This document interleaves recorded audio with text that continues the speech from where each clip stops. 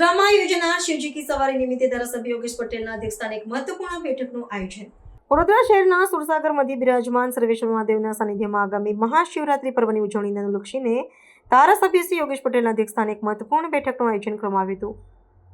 સંસ્કારી નગરી વડોદરામાં આગામી તારીખ 15મી ફેબ્રુઆરી 2026ને રવિવારના રોજ ભવ્ય શિવજી કી સવારી યોજાશે।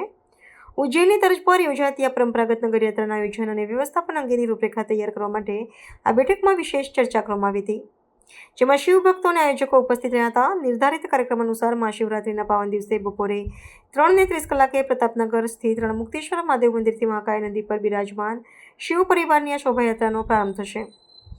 આ યાત્રા વાવ, ચોખંડી, માંડવી, ન્યાય મંદિર અને દાંડિયા બજાર જેવા રાજમાર્ગો પરથી પસાર થઈને સાંજે 7 કલાકે સુરસાગર તળાવ ખાતે પહોંચે। ત્યાં સાંજે 7:15 કલાકે શહેરના મધ્યમાં 111 ફૂટ ઊંચી અને સુવર્ણ જડિત સર્વેશ્વર મહાદેવની પ્રતિમા સમક્ષ ભવ્ય મહાઆરતીનું આયોજન કરવામાં આવ્યું છે, જેનો લાવો લેવા માટે નગરજનો મોટી સંખ્યામાં એકત્ર થશે।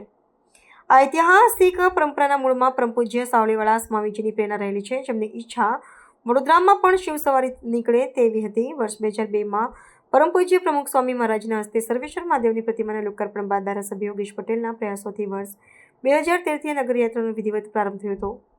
પંચધાતુમાંથી નિર્મિત 8.5 ટન વજનની પ્રતિમા સાથેની આ સવારી સુરસાગરની મહાઆરતી બાદ પરંપરાગત માર્ગે આગળ વધી સલાટવાડા સ્થિત ઉદયનારાયણ મંદિરે સંપન્ન થશે। વડોદરા શહેરમાં શિવજી કી સવારી છેલ્લા 14 વર્ષથી નીકળે છે ને બધા જ આજે તમે જુઓ વડોદરા શહેરના બધા મોભીઓ હાજર રહેલા દર વર્ષે રહે, એ બદલ ભગવાન શિવજીને હું પ્રાર્થના કરું છું કે વર્ષો સુધી આ યાત્રા ચાલુ રહે। શિવ પરિવાર યાત્રા એકાદ શહેરનું નજરાનું છે ને ભક્તો જોડાતા રહે। વડોદરા શહેરના ભક્તો 15મી તારીખે શિવરાત્રિના દિવસે આ ઉત્સવ સારી રીતે ઉજવે।